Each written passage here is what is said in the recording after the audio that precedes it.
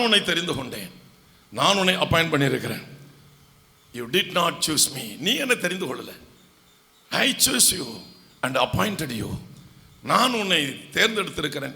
எதற்காக நான் உன்னை தேர்ந்தெடுத்தேன் சொல்லி வர்றாரு பாருங்க. நான் உங்களை தெரிந்து கொண்டேன், நீங்கள் என்னை தெரிந்து கொள்ளவில்லை. என் பெயரை சொல்லி பிதாவை கேட்டுக்கொள்வது எதுவோ அதை அவர் உங்களுக்கு என் பெயரால் நீங்கள் கேட்கிற காரியம். இயேசுவின் நாமம், அந்த பெயரை சொல்லி நீங்கள் எதை கேட்கிறீர்களோ அதை உங்களுக்கு கொடுப்பதற்காக, அதை நீங்கள் பெற்றுக்கொள்வதற்காக, அதை நீங்கள் அடைவதற்காக நீங்கள் போய் கனி கொடுக்கும்படிக்கும் உங்கள் கனி நிலைத்திருக்கும்படிக்கும் நான் உங்களை ஏற்படுத்தினேன். நீங்கள் ஒருவரில் ஒருவர் அன்பாய் இருக்க வேண்டும் என்று உங்களுக்கு கற்பிக்கிறேன். அல்லேலூயா, அல்லேலூயா. நீங்க என்ன தெரிந்து கொள்ளல, நாம நினைச்சிட்டு இருக்கிறோம் நல்ல விளையாச்சு ஆண்டவர்கிட்ட போனோம், காப்பாற்றப்பட்டோம், இல்லைன்னா அந்த செய்வன் அந்த பேய் நம்ம வாழ்க்கை குட்டிச்சோட அடிச்சிருக்கோம் அப்படின்னு ஒரு பக்கம் உண்மைதான்.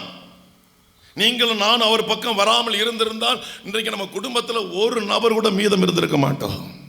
யாராலையும் செய்ய முடியாத அற்புதத்தை அவர் எனக்கு மட்டுமல்ல இங்க வந்திருக்கிற எல்லாருக்கும் செய்திருக்கிறார். ஆனாலும் ஆண்டவர் சொல்லுகிறார், நீ என்னை தேர்ந்தெடுக்கவில்லை. You did not use me. I choose you. I choose you. Why? ஏன்? எதற்காக? நான் பணம் சம்பாதிக்கணும், நான் வீடை கட்டணும், நான் நல்லா வாழணும். No, no. The Lord has chosen for the ministry, for His work. Soul winner, ஆத்தும ஆதாய வீரர்களாக மாற்றுவதற்காக தேவனால் நாம் தெரிந்தெடுக்கப்பட்டிருக்கிறோம். அல்லேலூயா. The Lord has chosen for the ministry, for the ministry. அவருடைய ஊழியத்திற்காக தேவன் நம்மை தெரிந்தெடுத்திருக்கிறார். அவருடைய வேலைக்காக தேவன் நம்மை தெரிந்தெடுத்திருக்கிறார்.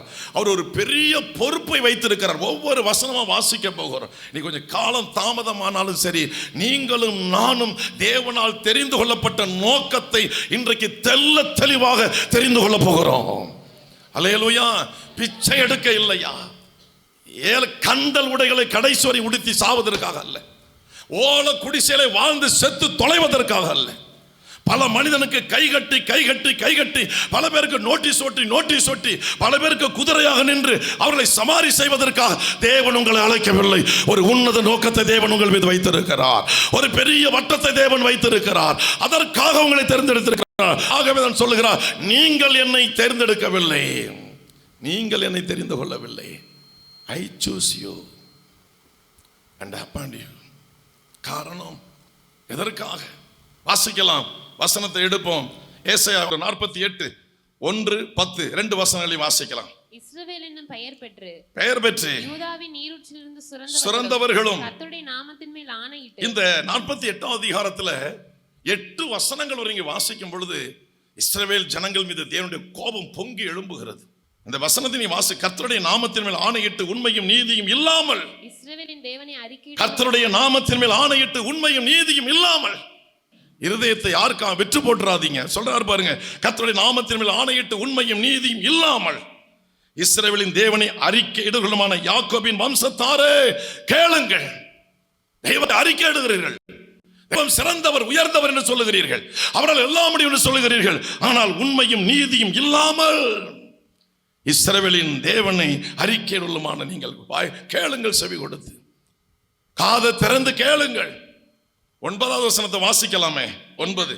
என் நாமத்தின் நிமித்தம் என் கோபத்தை நிறுத்தி வைப்பேன். உன்னை சங்கரிக்காதபடிக்கு நான் என் புகழ்ச்சி நிமித்தம் உன்னை சங்கரிக்காதபடிக்கு என் புகழ்ச்சி நிமித்தம் நான் உன்மேல் பொறுமையாய் இருப்பேன். உன்னை பொறுமையாய் இருப்பேன்.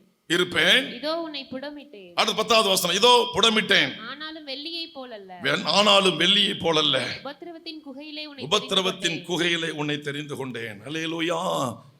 கவனிங்க, நாம இதை எதுக்கு எடுத்துக்கிட்டோம்னா கஷ்டப்பட்டு வர்றவங்களுக்காக எடுத்துக்கிட்டோம். புதுசா வர்றாங்களே, உபத்திரவத்தின் குகையில உன்னை தெரிந்து கொண்டேன், அப்படிதான் நானும் நினைச்சுக்கிட்டு இருந்தேன். ஆனால் இது யாருக்கு எழுதப்பட்டது? உண்மையும் சத்தியமும் இல்லாத இஸ்ரவேல் ஜனங்களுக்காக எழுதப்பட்டது. உபத்திரவத்தின் குகையில் உன்னை தெரிந்து கொண்டேன், இதோ உன்னை புடமிட்டேன், ஆனாலும் வெள்ளியை போலல்ல, உபத்திரவத்தின் குகையிலே உன்னை தெரிந்து கொண்டேன். கர்த்தருக்கு ஸ்தோத்திரம். காரணம், இந்த உபத்திரவம் எதனால் வந்தது என்றால் உண்மையும் இல்லை, நீதியும் இல்லை. உண்மையும் இல்லை, நீதியும் இல்லை, வாயினால் அறிக்கை எடுக்கிறோம். அதை சொல்றாரு பாருங்க 1வது வசனத்துல, கர்த்தருடைய நாமத்தின் மேல் ஆணையிட்டு உண்மையும் நீதியும் இல்லாமல் இஸ்ரவேலின் தேவனை அறிக்கை இடுகிறவருமான யாக்கோபின் வம்சத்தாரே கேளுங்கள். நல்லா அறிக்கை இடுறீங்க, ஆனா உண்மை இல்லையே, நீதி இல்லையே. ஒரே வீட்டுக்குள்ள வாழ்கிறோம், நீங்க சாப்பிட்டீங்களா என்று கேட்க கூட ஒரே வீட்டுக்குள்ள ஆள் இல்லையே. ஒரு புருஷனை மனைவி கேட்கறதில்ல, ஒரு மனைவி புருஷன் கேட்கறது இல்லை. நான் அப்படிதான் வாழ்வேன், அவ்வளவுதான். நான் இப்படிதான் இருப்பேன், என்னை பற்றி யாரும் பேசக்கூடாது, எனக்கு எல்லாம் தெரியும், எனக்கு எல்லாம் தெரியும், நான் இப்படிதான் இருப்பேன், நான் இப்படிதான் போவேன், எனக்கு எல்லாம் தெரியும், எனக்கு யாரும் புத்தி சொல்லக்கூடாது. அது என்ன நீதி? எங்க இருக்கு? எந்த வேதாகமத்தில் இருக்கு? அப்படி எந்த பைபிள் இருக்கு? எங்க இடம் பெற்று இருக்கிறது? இல்லையே. அதான் சொல்றாரு, என் நாமத்து நிமித்தம் என் கோபத்தை நிறுத்தி வைப்பேன், உன்னை சங்கரிக்காதபடிக்கு நான் என் புகழ்ச்சி நிமித்தம் உன்மேல் உன்னை சங்கரிக்காதபடி, உன்னை அழிக்காதபடிக்கு நான் என் புகழ்ச்சி நிமித்தம் உன்மேல் பொறுமையாயிருப்பேன். நான் தான் பெரிய ஆளுன்னு சொல்லி யாரும் நடக்காதீங்க. அப்படி நடந்தா உங்களை போல ஒரு அடி முட்டாள் இந்த உலகத்துல யாருமே இல்லைன்னு அர்த்தம். உங்களை போல உருப்படாத ஒரு நபர் இந்த உலகத்துல யாருமே இல்லைன்னு அர்த்தம். நீங்க என்ன நினைச்சுக்கலாம், நம்ம பெரிய ஆளு, பலத்துல, புத்தியில, பணத்துல, எல்லாவற்றிலும் அப்படின்னு அப்படி நினைத்து வாழ்வீர்களானால் உங்களை போல உலகத்துல அடி முட்டாள் இந்த உலகத்துல யாருமே கிடையாது. அதான் இங்க சொல்றாரு, கர்த்தருடைய நாமத்தின் மேல் ஆணையிட்டு உண்மையும் நீதியும் இல்லாமல் இஸ்ரவேலின் தேவனை அறிக்கையிடும் யாக்கோபின் வம்சத்தாரே கேளுங்கள். இதோ உன்னை புடமிட்டேன். எதற்காக? உண்மை இல்லை, நீதி இல்லை, ஆகவே புடமிட்டேன். கீழ்ப்படுதல் இல்லை, இணங்கி போகிற சுவாபம் இல்லை, அன்பின் தாக்கம் இல்லை, அன்பின் அனுபவம் இல்லை, அன்பை வெளிப்படுத்துகிற சுவாபம் இல்லை, இரக்க குணம் இல்லை. ஆகவே உன்னை நான் புடமிட்டேன்.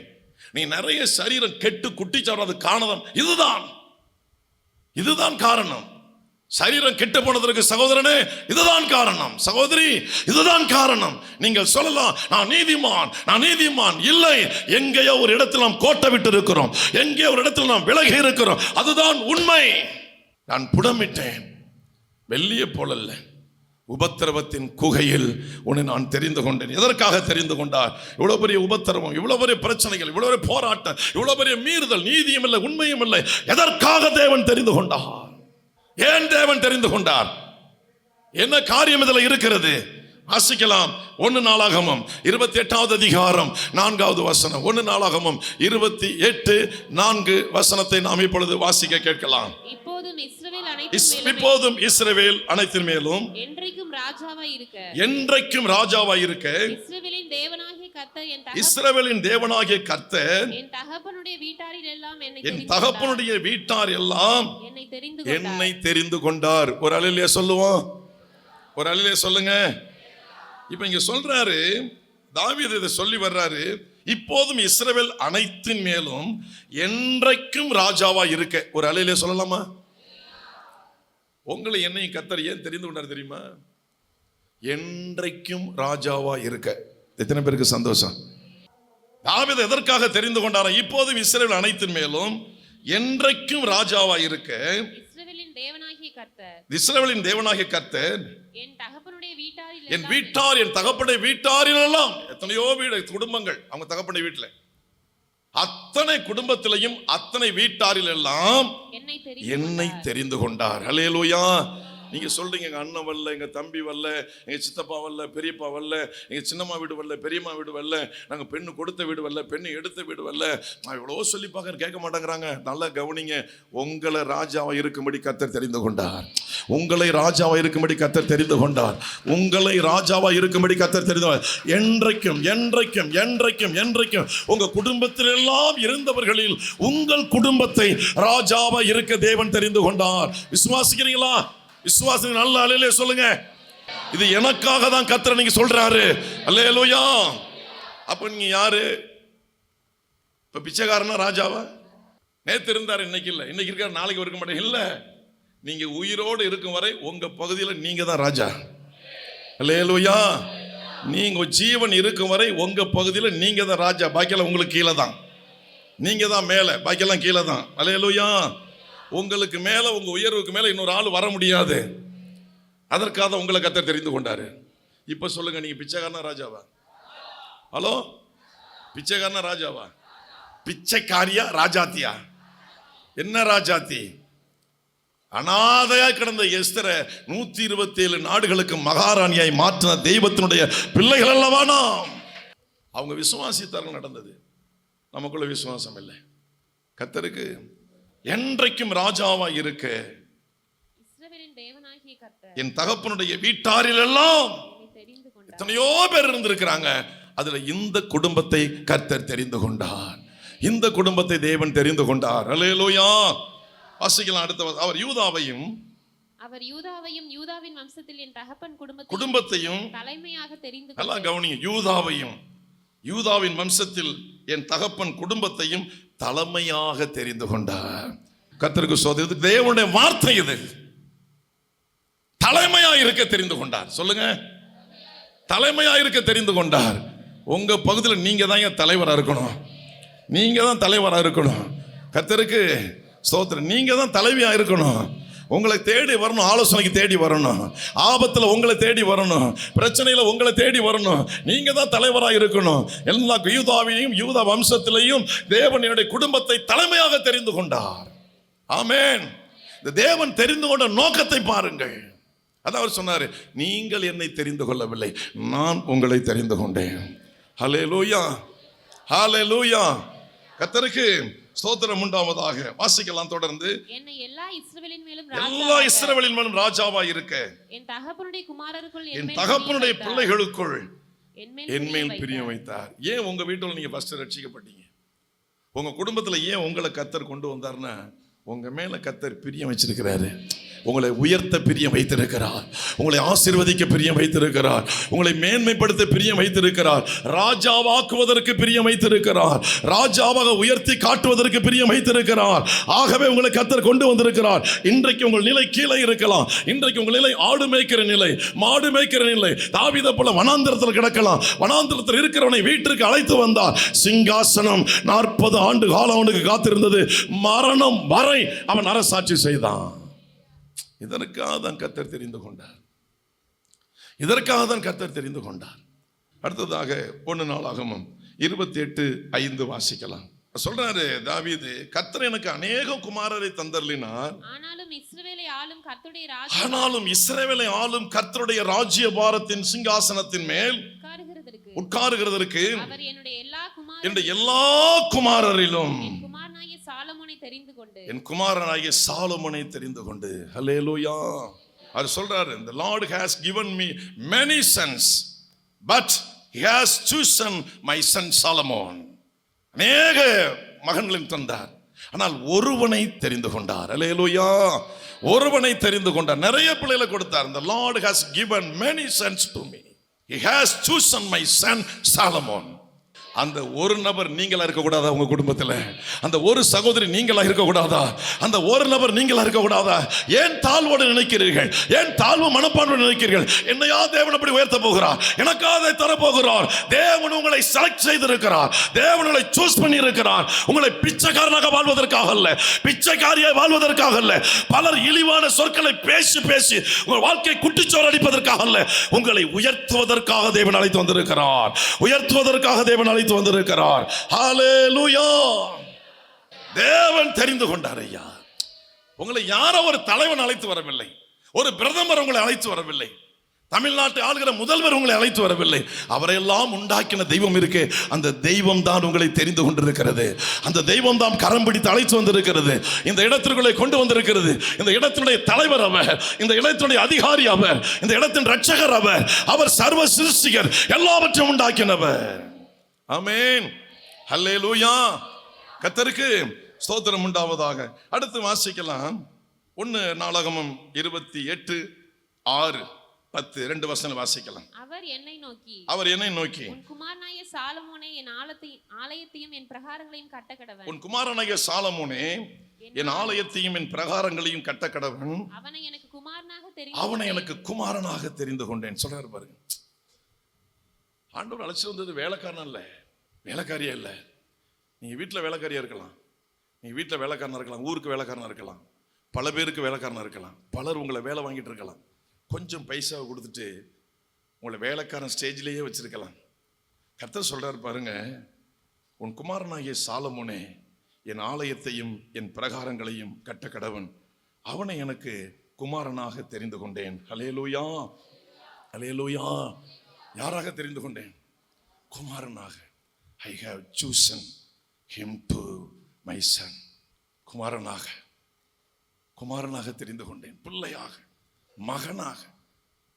வேலைக்காரனை கூட மதிக்க மாட்டாங்களே சில பேர். வேலைக்காரியா கூட உங்களை மதிக்க மாட்டேங்கிறாங்களே. வீட்டில் இருக்கிற வேலைக்காரிக்குள்ள மரியாதை கூட இங்கே சில பேருக்கு இல்லை. ஆண்களுக்கும் இல்லை, பெண்களுக்கும் இல்லை. அதை விட உங்களை கீழே வச்சு பார்க்குறாங்க. நீ கர்த்தர் சொல்றாரு, நான் உன்னை தெரிந்து கொண்டது எனக்கு மகளாக, எனக்கு மகனாக நான் உங்களை தெரிந்து கொண்டேன். ஹல்லேலூயா. நான் உங்களை தெரிந்து கொண்டது எனக்கு மகளாக, எனக்கு மகனாக. ஹல்லேலூயா. உலகத்தை படைத்த தேவனாகிய கர்த்தர் சொல்லுகிறார், நீ எனக்கு மகனப்பா, நீங்கள் எனக்கு மகளப்பா, நீங்கள் எனக்கு மகள், நீங்கள் எனக்கு மகன். எவ்வளவு பெரிய தெரிந்து கொள்ளுதல். யாரு அற்பமா நினைச்ச என்ன? யார் உங்களை தரக்குறைவு நினைச்ச என்ன? வீட்டில் உள்ளவங்களா இருக்கட்டும், வெளியில உள்ளவங்களாட்டும், யார் கேவலமா பேசின என்ன? கர்த்தர் உங்களை பார்க்கிற பார்வை பாருங்க. மகனாக, மகளாக அவர் தெரிந்தெடுத்திருக்கிறார். வாசிக்கலாம். நான் அவனுக்கு பிதாவாய் இருப்பேன். நான் அவனுக்கு பிதாவாய் இருப்பேன். இந்நாளில் நடக்கிறபடியே, இந்நாள் நடக்கிறபடியே அவன் என் கற்பனைகளின் படியும் என் நியாயங்களின் படியும் செய்ய உறுதியாய் இருப்பானானால், உறுதியா இருப்பானானால் அவன் ராஜ்யபாரத்தை என்று ஒரு கண்டிஷன் வைக்கிறார். இங்க ஒரு கண்டிஷன் வைக்கிறார். எனக்கு புள்ளதான், நான் உனக்கு தகப்பன். அப்பா புள்ளங்கிற உறவுக்கு வந்துட்டார். இப்ப சொல்லுங்க, சரீரத்தில் பெற்றெடுத்த அப்பா ஒரு பக்கம் அப்படியே வச்சிருங்க, ஆவியில பெற்றெடுத்த ஊழியக்காரனாக தகப்பனை ஒரு பக்கம் வச்சிருங்க, சர்வலோகத்திற்கும் தகப்பனா இருக்க அந்த heavenly father, name of Jesus Christ, அவர் எப்படிப்பட்டவர், அவரிடத்துல என்னென்னவெல்லாம் இருக்கிறது, அந்த தேவனிடத்துல என்ன இல்லை அதை சொல்லுங்க. அவர்கிட்ட என்ன இல்லை? சரி, அவரால் என்ன முடியாது? எல்லாம் அவரால் என்ன முடியாது? இந்த உலகத்தில் செய்ய முடியாது. சில வாய் அப்படி அமைதியாக இருக்கு பாருங்க. இருந்தாலும் ஏதாவது குண்டக மாட்டாக்க பதில் சொல்லுவாங்க. நம்ம ஏன் சொல்லிட்டு வாய் புண்ணாக்கிட்டு அது இது முந்திரி கொட்டை மாதிரி வாங்கி கட்டிக்கிட்டோம் அப்படின்னு உட்காந்துருங்க. ஏயா, இயேசு கிட்ட எல்லாமே இருக்குங்கிறதான உண்மை. இயேசுவால எதுவுமே முடியாது, ஒண்ணுமே இல்லைங்கிறதான உண்மை. அப்ப எல்லாம் அவரிடத்துல இருக்கிறது, அவரால் எல்லாம் செய்ய முடியும். அவருக்கு நான் பிள்ளைன்னு சொன்னா, அவருக்கு நான் மகன்னு சொன்னா, என்னை தெருவில் விடுவாரா, சிங்காசனத்தில் வைப்பாரா? நல்லா சொல்லுங்க, கைத்தட்டி சொல்லுங்க பார்க்கலாம்.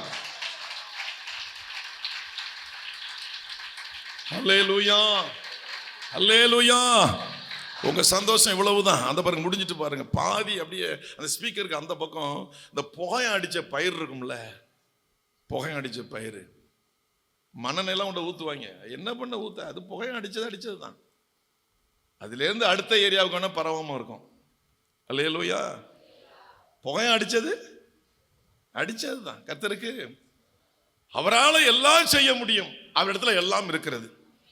அப்ப அவர் நினைத்தால் எனக்கு கொடுக்க முடியும், அவர் நினைத்தால் எனக்கு செய்ய முடியும். அதுதான் இங்க கண்டிஷன் சொல்றாரு, இந்நாளில் நடக்கிறபடியே கற்பனைகளின்படியும் நியாயம்படி செய்ய உறுதியா இருப்பானால் அவன் ராஜ்யபாரத்தை என்றென்றைக்கு இந்த இடப்படுது சொல்லிட்டாரு பாருங்க. 5 வருஷம் தான் கிடையாது, ஆயுள் முழுவதும் ஆளுகையை ஸ்திரப்படுத்துவார் ஆண்டவர், உறுதிப்படுத்துவார். ஆமென். உங்க உயிர் இருக்கும் வரை உங்க பகுதியில் உங்களை யாரும் தட்ட முடியாது. கர்த்தருக்கு ஸ்தோத்திரம். உங்கள் உயிர் இருக்கும் வரை, உங்கள் ஜீவன் இருக்கும் வரை உங்களை யாரும் தட்ட முடியாது. உங்களை யாரும் கீழே தள்ளி மேலே வர முடியாது. அதான் அந்த கண்டிஷன் சொல்றாரு. நான் கடைபிடிப்பானால், அதை கை கொள்ளுவானால், எதை நடக்கிறபடி என் கற்பனைகளின்படியும் என் நியாயங்களின்படியும் செய்ய உறுதியாயிருப்பானால்